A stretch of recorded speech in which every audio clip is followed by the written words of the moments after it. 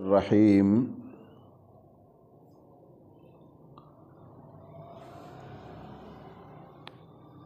सूरह नूर की रोशनी में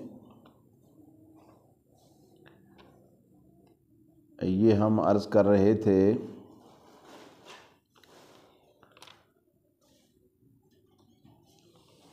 कि जो इस्लाम का कानून है ज़िना की सज़ा वाला कि गैर शादीशुदा ज़ानी मर्द और ज़ानी औरत को 100 कोड़े मारे जाएं और शादीशुदा मर्द औरत अगर ज़िना करें तो उन्हें रजम और संसार किया जाए। इस कानून को समझने से पहले चंद बातों का समझना बहुत ज़रूरी था। वही बातें बितरतीब हम अर्ज़ कर रहे थे। उनमें एक बात ये भी ज़हन नशीन फरमा लें कि ये जो अल्लाह ताला ने फरमाया है फजलिदू कि उनको कोड़े मारो, कोड़े मारने की कैफियत के मुतालिक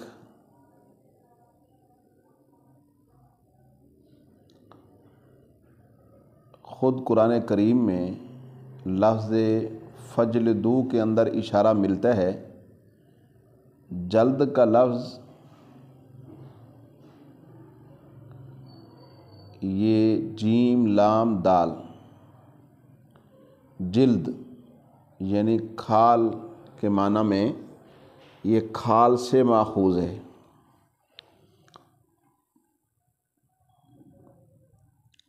तमाम अहले लुग़त और उलमाए तफसीर ये कहते हैं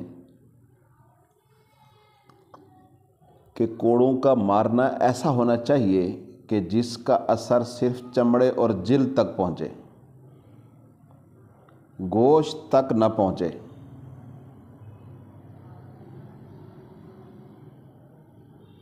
इस तरह से कोड़े मारना कि जिससे गोश्त मुतासिर हो या उसके टुकड़े उड़ जाएं, यानी खाल फटकर अंदर तक ज़ख़म पड़ जाए, ये कुरान के ख़िलाफ़ है। ख़ुद कुरान ये कह रहा है फजलिदू, जल्द का ये लफ्ज़ जिल्द यानी बमाना खाल से ये माखूज़ है। तो तमाम अहले लुग़त और मुफस्सिरीन यही माना लेते हैं कि इन कोड़ों की मार ऐसी होनी चाहिए कि जिसका असर जिल्द तक रहे, गोश्त तक न पहुँचे। ऐसी मार न हो कि जिससे गोश्त के टुकड़े हो जाएं या खाल फटकर अंदर तक ज़ख़म पड़ जाए, ये कुरान के ख़िलाफ़। मार के लिए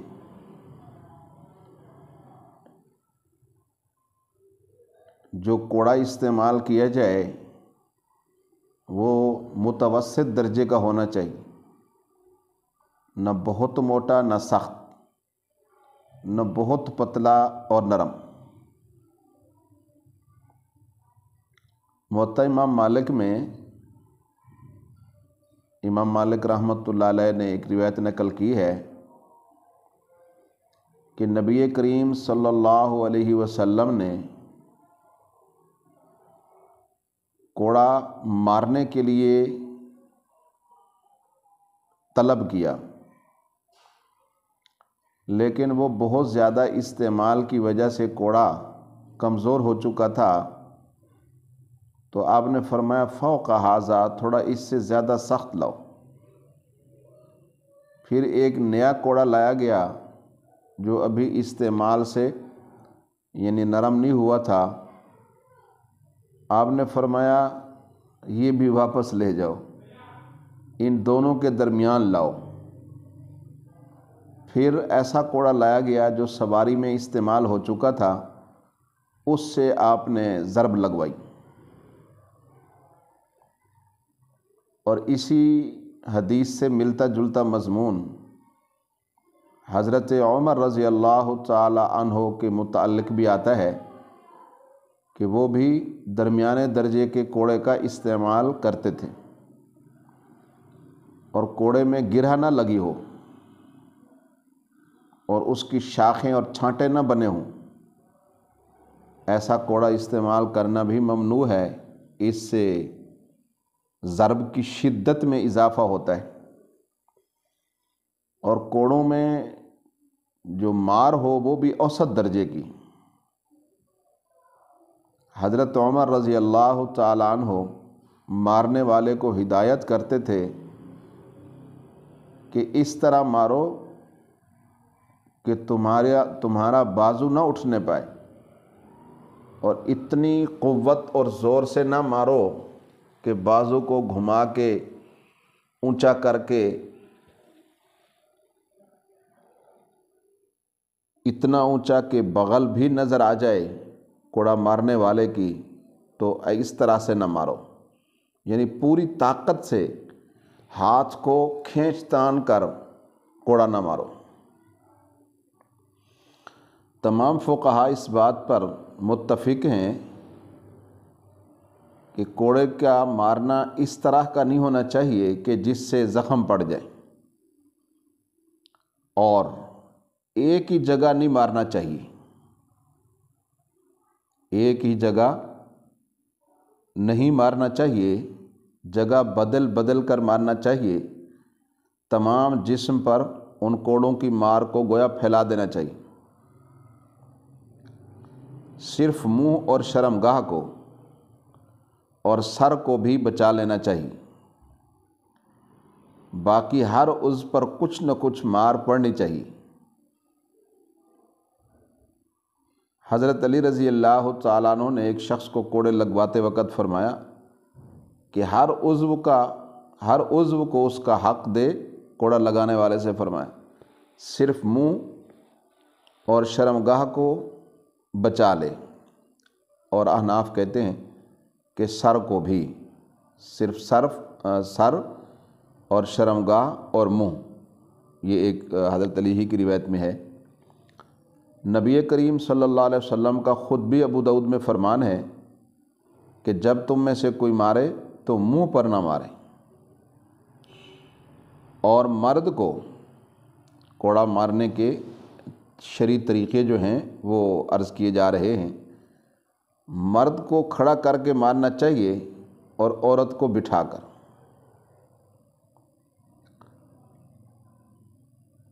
امام ابو حنیفہ رحمۃ اللہ علیہ کے زمانہ میں کوفہ کے قاضی ابن ابی لیلہ نے ایک عورت کو کھڑا کر کے کوڑے لگوائے، تو اس پر امام صاحب رحمۃ اللہ علیہ نے بڑی سخت گرفت کی اور اعلانیہ ان کے فیصلے کو غلط ٹھہرایا۔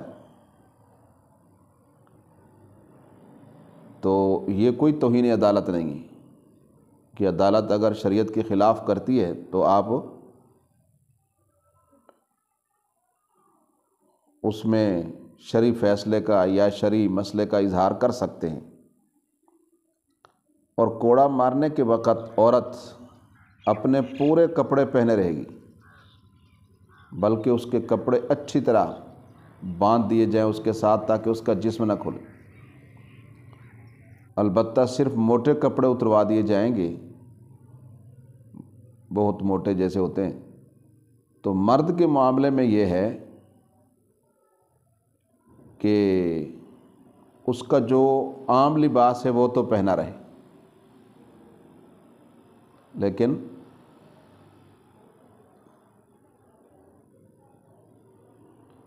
جو اضافی لباس ہے وہ اتروا دیا جائے، لیکن کرتا نہیں اتروا سکتے، برہنہ پیٹھ پر کوڑے نہیں لگوا سکتے۔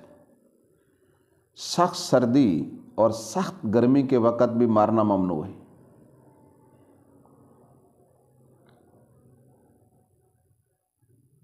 سخت سردی میں دوپہر کا انتخاب کرے، اور گرمی میں ٹھنڈے وقت کا انتخاب کرے، نسبتاً جو ٹھنڈا وقت ہوتا ہے، اور باندھ کر مارنے کی بھی اجازت نہیں،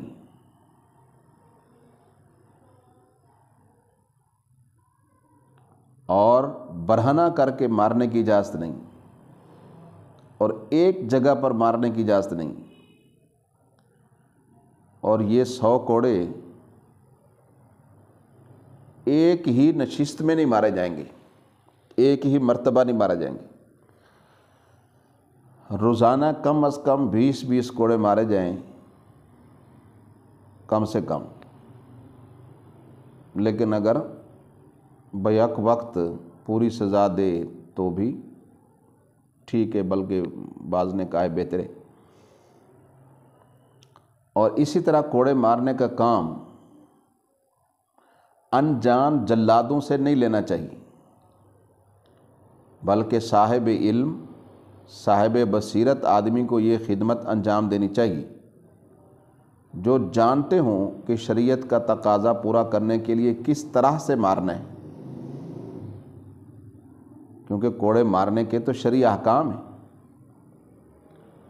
نبی کریم صلی اللہ علیہ وسلم کے زمانہ میں حضرت علی، حضرت زبیر، حضرت مقداد بن عمر، حضرت محمد بن مسلمہ، عاصم بن ثابت اور ضحاک بن سفیان جیسے نیک اور معززین جلاد جو ہے ان سے یہ خدمت لی جاتی تھی۔ اور اسی طرح اگر مجرم مریض ہو اور اس کے صحت یاب ہونے کی امید نہ ہو، یا بہت بوڑھا ہو، تو پھر 100 شاخوں والی ایک ٹہنی یا 100 تیلیوں والی ایک جھاڑو لے کر صرف ایک دفعہ مار دینا چاہیے، تاکہ اللہ کے قانون کا تقاضا پورا ہو جائے۔ نبی کریم صلی اللہ علیہ وسلم کے زمانے میں ایک بوڑھا مریض زنا کے جرم میں پکڑا گیا، اور نبی کریم صلی اللہ علیہ وسلم نے اس کے لیے یہی سزا تجویز فرمائی تھی۔ یہ روایت ابو داؤد میں ہے، ابن ماجہ میں بھی ہے، نسائی میں بھی۔ اور حاملہ عورت کو کوڑوں کی سزا دینی ہو تو پھر وضع حمل کے بعد نفاس کا زمانہ گزر جانے تک انتظار کیا جائے اگر کوڑوں کی سزا ہو، اور اگر رجم کرنا ہو تو جب تک اس کے بچے کا دودھ نہ چھوٹ جائے اسے سزا نہیں دی جا سکتی۔ اگر زنا شہادتوں سے ثابت ہو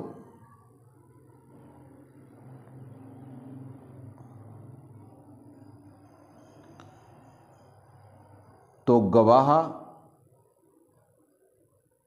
ضرب کی یعنی کوڑے مارنے کی ابتدا کریں گے، اور اگر اقرار کی بنا پر سزا دی جا رہی ہو تو قاضی خود ابتدا وہ کرے گا، تاکہ گواہ اپنی گواہی اور جج اپنے فیصلوں کو مذاق نہ سمجھیں۔ یہ کوئی اتنا آسان کام نہیں ہے۔ تو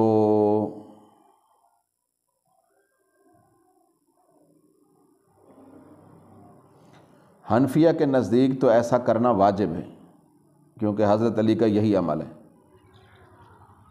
شوافی اس کو واجب تو نہیں مانتے ہیں، لیکن وہ کہتے ہیں بہتر ہے کہ اگر زنا گواہوں سے ثابت ہو تو گواہ کوڑے مارنے کی ابتدا کرے، اور اگر اقرار کی بنا پر سزا دی جا رہی ہے تو پھر ظاہر ہے کہ قاضی نے فیصلہ کیا کوڑوں کا، تو قاضی خود ابتدا کرے، تاکہ گواہ اور قاضی یہ اپنی گواہی اور اپنے فیصلوں کو مذاق نہ سمجھیں۔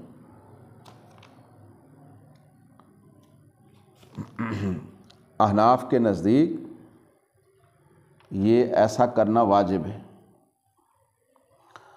کوڑوں کی سزا کی اس تفصیل کو آپ ملاحظہ فرمائیں، اور پھر ان لوگوں کے عقل پر ماتم کریں جو اسلام کی سزاؤں کو وحشیانہ کہتے ہیں۔ یہ صرف تنبیہ ہے، اب چمڑے تک اثر ہو، اس سے آگے نہ جائے اثر، اور یہ ڈاکٹر بتائے گا کہ اتنا زور سے ماریں گے تو گوشت کو تکلیف ہوگی، گوشت کو تو تکلیف ہی نہیں دینی، اس کا تو قیمہ ہی نہیں بنانا، صرف جلد تک ہو، جیسے چونڈی وڑتے نہیں، چٹکی نہیں مارتے۔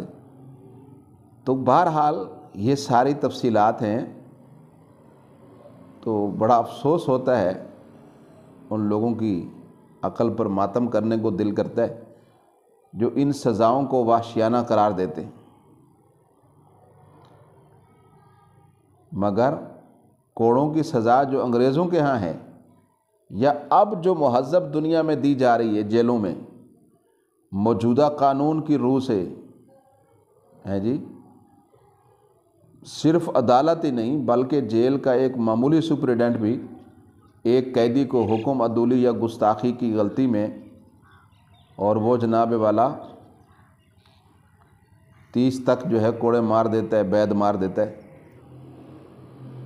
اور یہ بید لگانے کے لیے، کوڑے مارنے کے لیے خاص آدمی تیار کیا جاتا ہے، اور وہ ہمیشہ اس کی مشق کرتا رہتا ہے، اور اس مقصد کے لیے وہ لکڑیاں، وہ بید بھی خاص طور پر بھگو کر تیار کیے جاتے ہیں تاکہ جسم کو چھری کی طرح کاٹ دیں اور قیمہ بنا دیں، اور مجرم کو ننگا کر کے ایک ہی جگہ پر مارا جاتا ہے اور باندھ دیا جاتا ہے تاکہ وہ تڑپ بھی نہ سکے۔ صرف بعض اوقات ایک پتلا سا کپڑا اس پر ڈال دیتے ہیں، لیکن وہ کہاں رہتا ہے، عموماً برہنہ کر کے مارتے ہیں، تو جلاد مارنے والا دور سے بھاگتا ہوا آتا ہے، پوری قوت سے مارتا ہے، ایک ہی ضرب سے انسان کا گوشت جو ہے وہ قیمہ بن جاتا ہے، اور بعض اوقات اتنا مارتے ہیں کہ ہڈیاں نظر آنے لگتی، اور اکثر ایسا ہوتا ہے کہ طاقتور سے طاقتور آدمی بھی پورے 30 بید کھانے سے پہلے ہی بے ہوش ہو جاتے ہیں، اور اس کے زخم بھرنے میں ایک عرصہ لگتا ہے پھر۔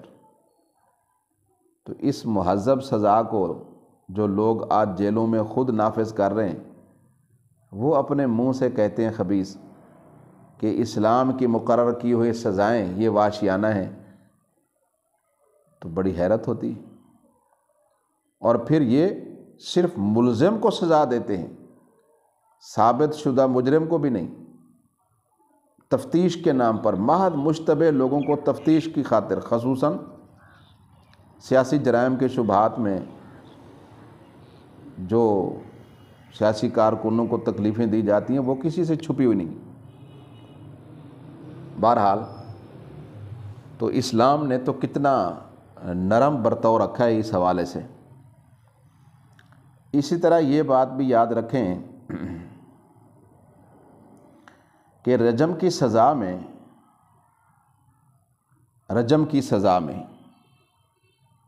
کوڑے نہیں، سنگساری کی سزا میں شادی شدہ مرد عورت ہیں، جب مجرم فوت ہو جائے تو پھر اس سے پوری طرح مسلمانوں جیسا معاملہ کیا جائے۔ وہ اس عمل سے کافر نہیں ہوا ہے، یہ گناہ ہے، بس ٹھیک ہے، وہ بھی پہلے توبہ کر لیتا تو بات ہی ختم ہو جاتی، لیکن اب چونکہ یہ مسئلہ آ گیا ہے، اقرار خود کیا ہے، گواہوں سے تو یہ ثابت نہیں ہو سکتا جتنا کوئی زور لگا لیں۔ تو رجم کی سزا میں جب مجرم فوت ہو جائے تو اس کے ساتھ مکمل مسلمانوں جیسا معاملہ کیا جائے، اس کی تجہیز و تکفین کی جائے گی، اس کی نماز جنازہ پڑھی جائے گی، اس کو عزت کے ساتھ مسلمانوں کے قبرستان میں دفن کیا جائے گا، اس کے حق میں دعائے مغفرت کی جائے گی، اور کسی کے لیے یہ جائز نہیں ہے کہ اس کا ذکر برائی کے ساتھ کرے، یہی کہ اللہ کا حکم، یہ نہ کہ کوڑے کھاتے ہوئے مر گئے، کہ اللہ کا حکم، اللہ کا حکم۔ تو کوئی اس کا برائی کے ساتھ ذکر نہ کرے۔ بخاری شریف میں حضرت جابر بن عبداللہ الانصاری کی روایت ہے، جب رجم سے حضرت معاذ بن مالک اسلمی کی موت واقع ہو گئی تو نبی کریم صلی اللہ علیہ وسلم کو اطلاع ہوئی تو آپ نے ان کو خیر سے یاد فرمایا کہ بہت اچھے آدمی تھے، بہت ایمان والے تھے، بہت اخلاص والے تھے، اور اس کی نماز جنازہ خود پڑھائی۔ مسلم شریف میں حضرت بریدہ کی روایت ہے، نبی کریم صلی اللہ علیہ وسلم نے ارشاد فرمایا، استغفروا لماعز بن مالک لقد تاب توبة لو قسمت بین امہ لوسعتہم۔ آپ نے فرمایا معاذ بن مالک کے حق میں دعائے مغفرت کرو، اور فرمایا کہ اس نے ایسی توبہ کی ہے اگر ایک پوری امت پر تقسیم کر دی جائے تو سب کے لیے کافی ہو۔ اسی روایت میں یہ بھی ذکر ہے کہ جب غامدیہ خاتون رجم سے فوت ہو گئی تو نبی کریم صلی اللہ علیہ وسلم نے خود اس کی نماز جنازہ پڑھائی۔ اسی غامدیہ کے متعلق ہے کہ حضرت خالد ابن ولید نے اس کا ذکر برائی سے کیا آئی تو آپ نے فرمایا مہلن یا خالد، خالد ٹھہر جاؤ، اپنی زبان کو روکو۔ فوالذی نفسی بیدہ لقد تابت توبۃ لو تابہا صاحب مکس لغفر لہ۔ اس ذات کی قسم جس کے قبضہ قدرت میں مجھ محمد صلی اللہ علیہ وسلم کی جان ہے، اس اللہ کی نیک بندی نے ایسی توبہ کی کہ اگر ظالمانہ ٹیکس وصول کرنے والا بھی وہ توبہ کر لیتا تو بخش دیا جاتا۔ یہ روایت ابو داؤد میں، بخاری میں، مسلم کے اندر ہے، اور ابو داؤد میں حضرت ابو ہریرہ رضی اللہ تعالیٰ عنہ کی روایت ہے کہ حضرت معاذ کے واقعے کے بعد ایک دن نبی علیہ السلام راستے سے گزر رہے تھے تو آپ نے دو شخصوں کو حضرت معاذ کا ذکر برائی سے کرتے سنا۔ چند قدم آگے جا کر ایک گدھے کی لاش پر آپ کی نظر پڑی، نبی علیہ السلام ٹھہر گئے، ان دونوں آدمیوں سے کہا کہ ادھر آؤ۔ وہ آئے، فرمایا کھاؤ اس کو، کھاؤ گے اس کو؟ انہوں نے کہا نہیں، اس کو کون کھا سکتا ہے حضرت؟ آپ نے فرمایا اپنے بھائی کی ابھی تم جو آبرو کھا رہے تھے وہ اس مرے ہوئے گدھے کے کھانے کی بنسبت بدترین چیز تھی۔ مسلم شریف میں حضرت عمران بن حسین کی روایت ہے کہ حضرت عمر رضی اللہ تعالی عنہ نے اسی غامدیہ کی نماز جنازہ کے موقع پر کہا کہ کیا یا رسول اللہ صلی اللہ علیہ وسلم اب آپ اس زانیہ کی نماز جنازہ بھی پڑھائیں گے؟ تو آپ نے فرمایا اس نے وہ توبہ کی اگر تمام اہل مدینہ پر تقسیم کی جائے تو سب کے لیے کافی ہو۔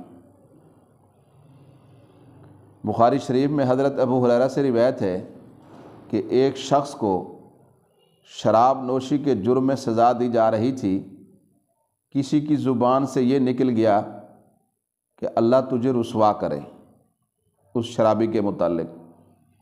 اس پر نبی کریم صلی اللہ علیہ وسلم نے فرمایا اس طرح نہ کہو، اس کے خلاف شیطان کی مدد نہ کرو، تم شیطان کے ساتھی بن رہے ہو، بلکہ یوں کہو اللہم اغفر لہ اللہم ارحمہ، اے اللہ اسے معاف کر دے، اے اللہ اس پر رحم کر دے۔ یہ ہے اسلام میں سزا کی اصل روح۔ اسلام کسی بڑے سے بڑے مجرم کو بھی دشمنی کے جذبے سے سزا نہیں دیتا، نہ، بلکہ خیر خواہی کے جذبے سے یہ سزائیں تنبیہ ہیں۔ اور اسلام جب سزا دے دیتا ہے تو پھر بھی اسے رحمت، پیار، محبت، شفقت کی نگاہ سے دیکھتے ہیں۔ یہ کم ظرفی صرف موجودہ تہذیب نے پیدا کی ہے کہ حکومت کی فوج یا پولیس جسے مار دے، اور کوئی عدالتی تحقیقات جس کے مارنے کو جائز ٹھہرا دے، اس کے متعلق یہ تک گوارا نہیں کیا جاتا کہ کوئی اس کا جنازہ اٹھائے یا کسی کی زبان سے اس کا ذکر خیر سنا جائے۔ یہ اخلاقی جرات موجودہ تہذیب میں ڈھٹائی کا مہذب نام ہے گویا کہ۔ تو یہ ان کی اخلاقی جرات کا عالم ہے کہ دنیا کو تو رواداری کے واعظ سنائے جاتے ہیں، انسانی حقوق کی باتیں کی جاتی ہیں، لیکن حقیقت میں یہ لوگوں کو اتنا رسوا کرتے ہیں۔ اسی طرح یہ بات بھی تھوڑی سی ذہن نشین فرما لیں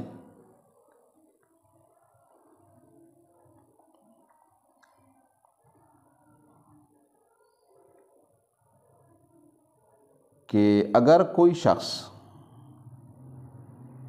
یہ مباشرت والا کام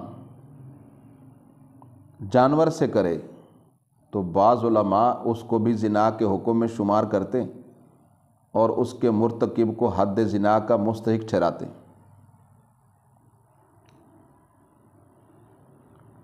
مگر امام ابو حنیفہ رحمۃ اللہ علیہ، امام ابو یوسف، امام محمد، امام ظفر، امام مالک، امام شافعی یہ کہتے ہیں یہ زنا نہیں ہے،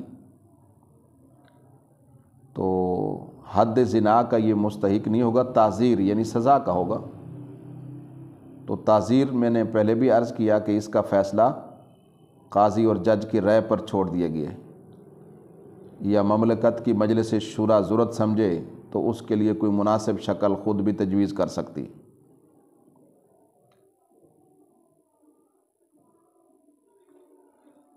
توجہ فرمائیں۔ اب آیات کا ترجمہ ایک دفعہ پھر دیکھیں تاکہ بات جو ہے وہ اطمینان کے ساتھ، تسلی کے ساتھ ساری سمجھ آ جائے۔ سورۃ انزلناہا وفرضناہا وانزلنا فیہا آیات بینات لعلکم تذکرون۔ یہ ایک صورت ہے جسے ہم نے نازل کیا اور اسے ہم نے فرض کیا، اور اس میں ہم نے صاف صاف آیات، احکام، ہدایات نازل کی تاکہ تم نصیحت حاصل کرو۔ الزانیۃ والزانی فاجلدوا کل واحد منہما مئۃ جلدۃ۔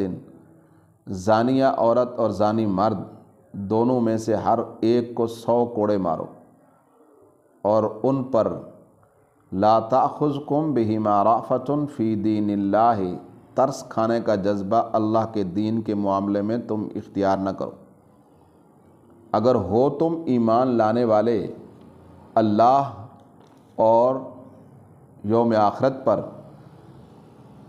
وَلْيَشْهَدْ عَذَابَهُمَا طَائِفَةٌ مِّنَ الْمُؤْمِنِينَ، اور ان کو سزا دیتے وقت اہل ایمان کا ایک گروہ موجود رہے۔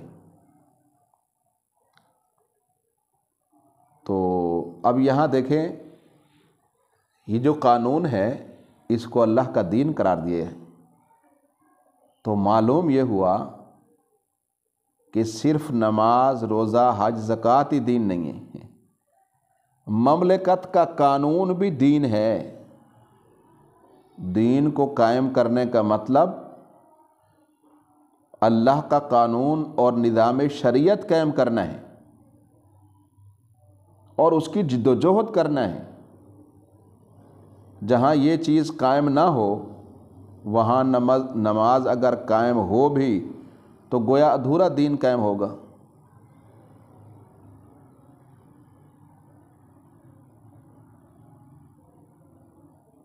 تو جہاں اللہ کے دین کو رد کر کے، اللہ کے قانون کو ٹھکرا کر کوئی دوسرا قانون اختیار کیا جائے تو وہاں کچھ اور نہیں، خود اللہ کے دین کو سمجھے رد کر دیا گیا ہے۔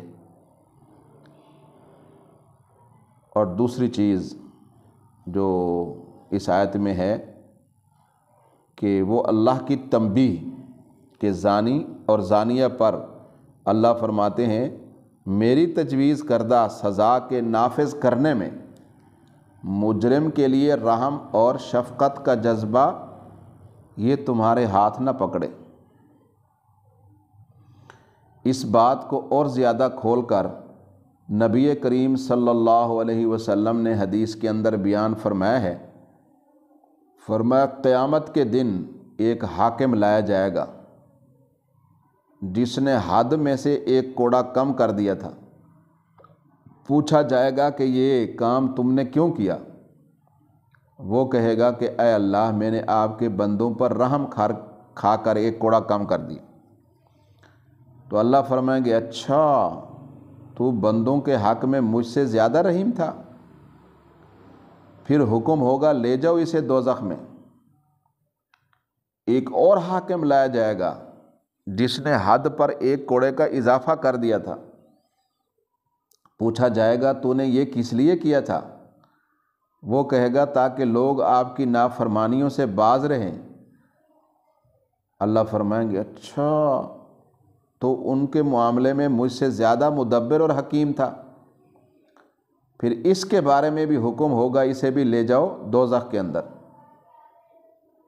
تفسیر کبیر میں یہ حدیث نقل کی ہے۔ تو یہ اس صورت میں ہے جب کہ کمی بیشی کا عمل رحم یا مصلحت کی بنا پر، لیکن اگر کہیں احکام میں رد و بدل مجرموں کے مرتبے کی بنا پر ہونے لگے تو یہ تو اور زیادہ جرم ہے۔ یعنی جب کمی بیشی رحم یا مصلحت کی بنا پر نہیں ہو سکتی، لیکن مجرم کو جناب نوازشات کی بہتات ہو رہی ہے، عنایات کی برسات ہو رہی ہے، تو یہ تو اور بدترین جرم ہے۔ بخاری شریف اور مسلم شریف میں حضرت عائشہ الصدیقہ رضی اللہ تعالی عنہا کی ایک روایت ہے۔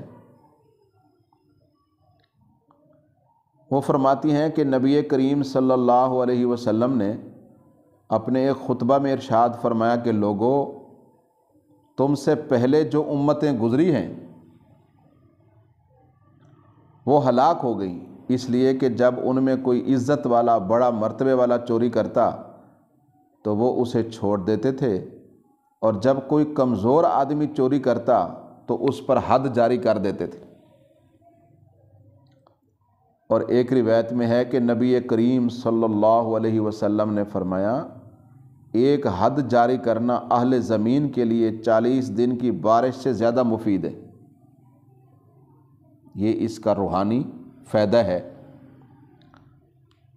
بہرحال بعض مفسرین نے لا تاخذکم بہما رأفۃ فی دین اللہ کا یہ مطلب بھی لیا ہے کہ مجرم کو جرم ثابت ہونے کے بعد چھوڑ نہ دیا جائے اور نہ سزا میں کمی کی جائے، بلکہ پورے 100 کوڑے مارے جائیں۔ اور بعض علماء نے یہ کہا ہے کہ ہلکی مار نہ ماری جائے کہ جس کی کوئی تکلیف ہی مجرم محسوس نہ کرے۔ آیت کے الفاظ دونوں کو شامل ہیں۔ تو بہرحال زانی کو وہی سزا دی جائے جو اللہ نے تجویز فرمائی، اسے کسی اور سزا سے بھی نہ بدلا جائے۔ کوڑوں کے بجائے کوئی اور سزا دینا اگر رحم اور شفقت کی بنا پر ہو تو یہ بھی گناہ ہے۔ اگر اس خیال کی بنا پر ہو کہ کوڑوں کی سزا ایک وحشیانہ سزا، یہ تو کفر ہے جو ایک لمحے کے لیے بھی ایمان کے ساتھ تو ایک سینے میں جمع نہیں ہو سکتا کفر۔ تو اللہ کو اللہ ماننا اور پھر معاذ اللہ ثم معاذ اللہ اس کی سزاؤں کو وحشی کہنا، یہ انہی لوگوں کا کام ہے جو پکے منافق ہیں۔ توجہ فرمائیں،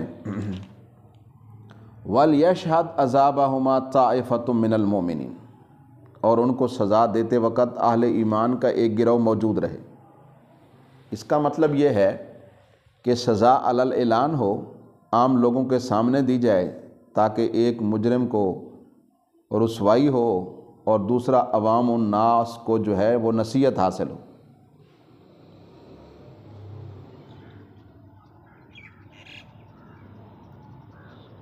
تو پھر لوگ جو ہے وہ اس طرح کے جرم کی جرات نہ کر سکیں۔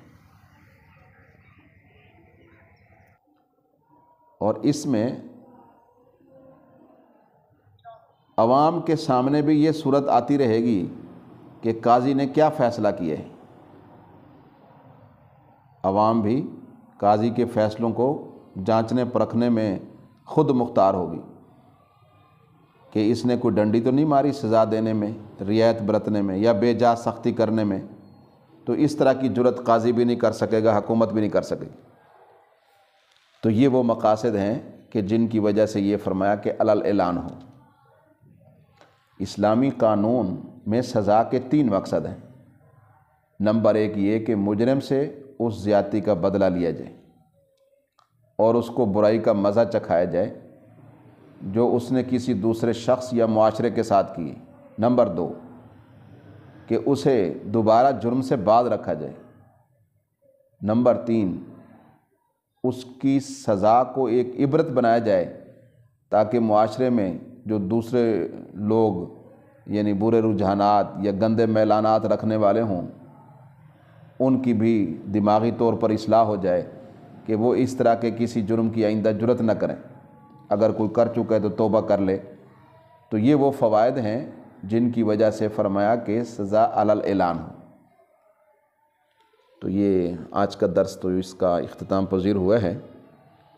وآخر دعوانا الحمدللہ رب العالمین۔ تو پھر آیت نمبر 3 جو ہے اس کی تفسیر انشاءاللہ اگلے درس میں عرض کریں گے۔